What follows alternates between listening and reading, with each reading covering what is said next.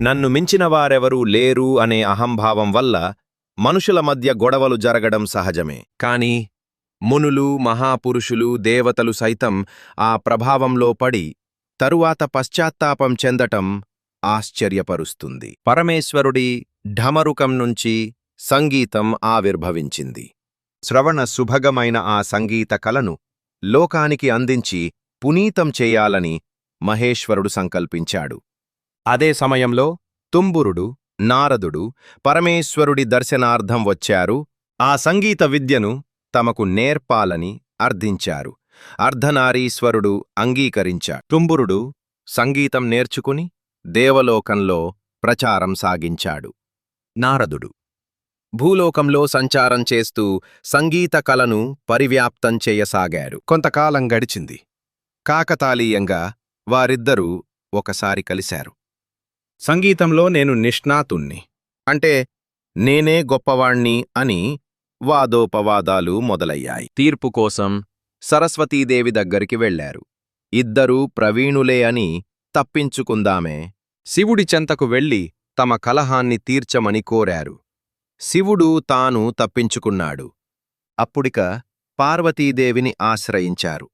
మీరు ఆంజనేయుణ్ణి అడగండి, ఆయన గొప్ప సంగీత విద్వాంసుడు అని సలహా ఇచ్చిందామె. తుంబుర నారదులు వింధ్య పర్వత ప్రాంతంలో తపస్సు చేసుకుంటున్న హనుమను చేరారు.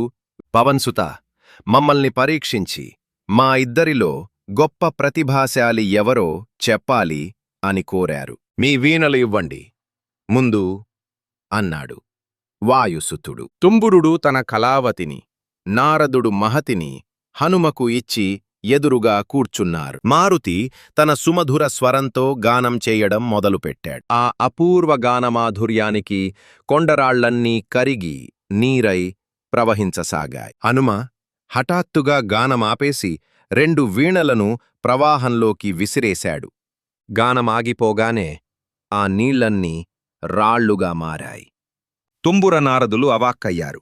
అయ్యో, మా వీణలేవి? మీరిద్దరూ మీ సంగీతంతో రాళ్లను నీళ్లుగా మార్చి వీణలు తీసుకుని పోవచ్చు అన్నాడు హనుమంతుడు. తుంబురుడు గానం చేశాడు. రాళ్ళు రాళ్లుగానే ఉన్నాయి.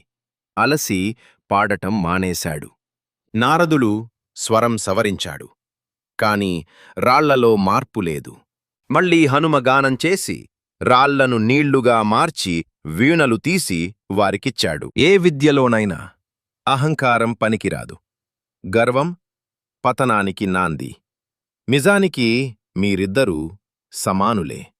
మీ విధులను మీరు నిర్వర్తించండి. హనుమకు నమస్కరించి తుంబుర నారదులు తమ వీణలతో తిరుగుముఖం పట్టారు.